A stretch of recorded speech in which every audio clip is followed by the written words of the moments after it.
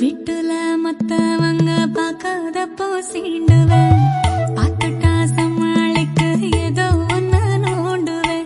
பாப்பேன் அப்ப பாப்பேன் அந்த சட்ட சிரிப்பத்தான், ஆனா எதிர்பார்ப்பேன் அந்த திருட்டு தனத்தான். ரொம்ப அக்கறைய வேலையெல்லாம் பாக்குற, அம்புட்டும் என்ன பார்க்க வைக்க தானே செய்யற. உன் கண்ணு மட்டும் தாண்டி வேற எங்கோ பாக்குது, ஆனா உடம்பெல்லாம் என்ன கண்ணா தாக்குது.